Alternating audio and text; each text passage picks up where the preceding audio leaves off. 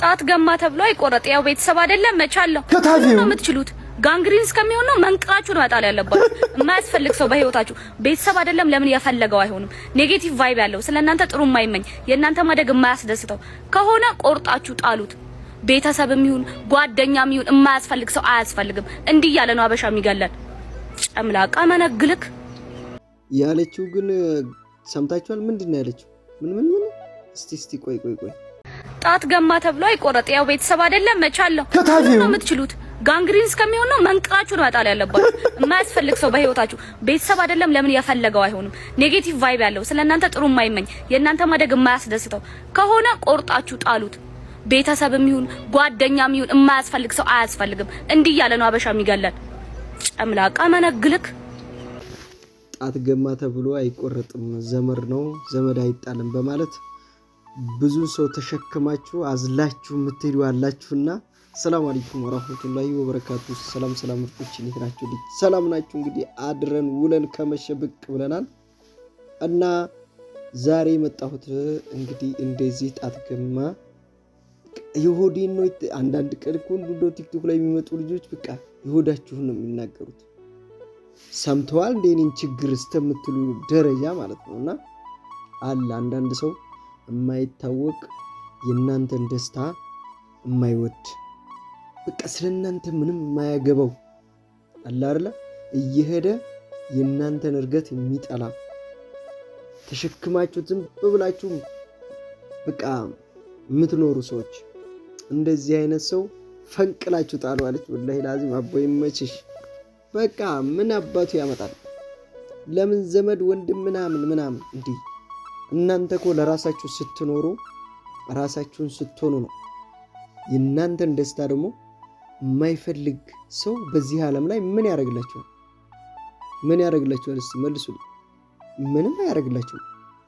ምክንያቱም አንዳንድ ጊዜ ምን አለ መስላችሁ መከራ ስትገቡና የሆነ ቀን ትልቅ አደጋ ሲደርስባችሁ አጠገባችሁ የነበሩ ሰዎች ምክንያቱም የሆነ ምን ልበላችሁ በጣም ብዙ ከቧችሁ አከሌ ይረዳኛል፣ አከሌ ያነሳኛል፣ አከሌ እንዲህ ያደርገኛል ባላችሁ ቀን ከጎናችሁ የሚሆነው ምንም የማታስቡት ሰው የማታውቁት ሰው ነው የሚረዳችሁ። ይሄ በህይወት በቃ እኔ ብዙ ሰው ላይ አይቻለሁ። እንደዚህ ነው በራሴ የማይቻለው እንደዚህ ነው። ይረዱኛል ብላችሁ በአማን ቀን ያኖራችሁ ሰዎች እነዛ ሰዎች ችግር ላይ አይደርስላችሁ። በዛ በችግር ቀን እነሱ ምክንያት አላቸው በቃ የሉም እናንተ ጋር። ሰላም ሆናችሁ ከችግሩ ወጣችሁ ግን እነሱ ምክንያታቸውን አቀርበው ከናንተ ይቀላቀላሉ። ወላሂ ነው የምላችሁ። እስቲ ብዙ ጊዜ ራሳችሁን ፈትናችሁታል? ግን የሆነ ትልቅ ነገር ላይ ግብት ስትሉ የዛን ቀን እነዛ ሰዎች ይሉ የማታስቡት ሰው ግን ሲረዳችሁ ታያላችሁ። በማታስቡት ሰው በቀላል ሰው ከችግር ውስጥ ትወጣላችሁ። ያ ሰውዬ ምንም አላረጋችሁለትም፣ ምንም አታቁትም። ወላሂ ብዙ ቀን ነው በቃ በሁሉም ላይ ይከሰታልና እንዳውም ለክፉ ቀን ይሆነናል ብላችሁ ስትከቧቸው ስትቆልሏቸው የኖራችሁ ሰዎች የዛን ቀን የሉም። እነሱ አውቀውም ሳያውቁም ይሁን ብቻ እየለም አታገኟቸውም። የዛን ቀን እሪ እነሱ ፈልጉልን ብትሉ ራሱ አይደርሱላችሁም። እና ብዙ ጓደኛ አለ በዙሪያችሁ ያንዣበበ ስለናንተ የናንተን ደስታ ምናምን የማይወድ እናንተ ሁሌ እንድትወርቁ የሚያስብ ከወንድም ከእህት ጀምሮም አለ።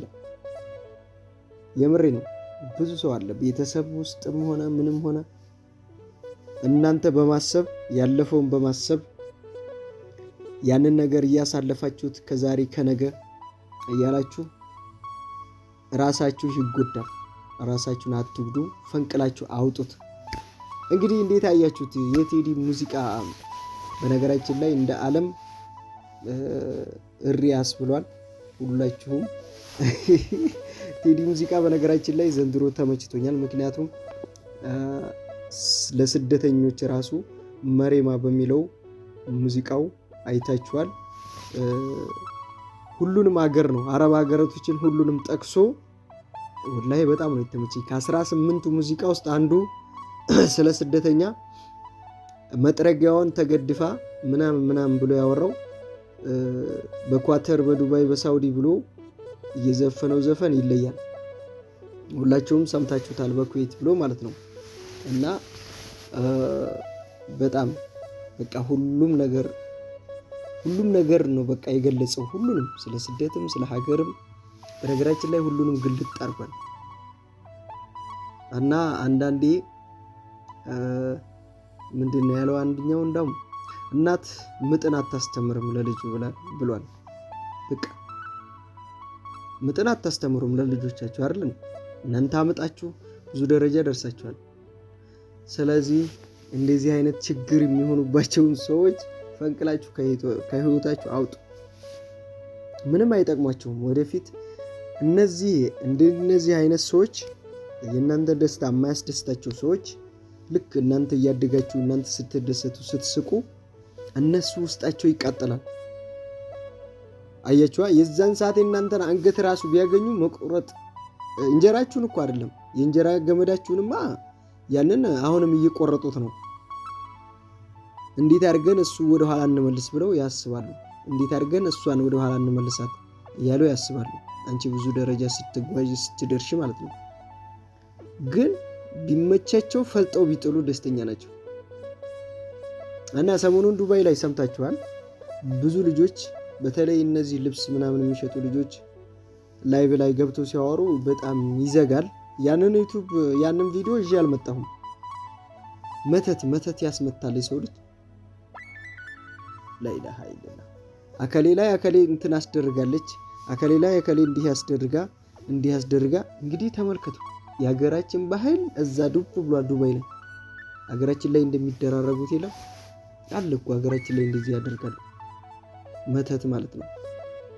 ይሄ ሁሉ ነው የኛ ምቀኝነት። እኔ ገርሞኛል። ሀገራችን ይሄን ተበታቦሽ ራሱ አይተውም። እዛ ሁላ እንደዚህ እያሉ ነበር። ባልሽ ላይ እንዲህ አድርጋ፣ አንቺ ላይ እንዲህ አድርጋ፣ እንዲህ ያስደርጋ። አላህ ይስጥር። በጣም የሚያወሩት ነገር በጣም ይዘጋል። ስለዚህ እንዲህ አይነት ነገር የሚከሰተው ደግሞ ከቅርብ ሰው ጋር ነው፣ ከሩቅ ሳይሆን ከቅርብ ጓደኛ ተብዬ ቤተሰብ ተብዬ ጋር ነው እንደዚህ አይነት ነገር። ማንንም ሰው ካላቀረባችሁት ጸጉራችሁን ቆርጦ የሆነ ነገር አያስደርግባችሁም። የሆነ መተት የሆነ ሰው ሲያሰራባችሁ ግዴታ እቤታችሁ መምጣት አለበት፣ እናንተ ጋር መገናኘት አለበት።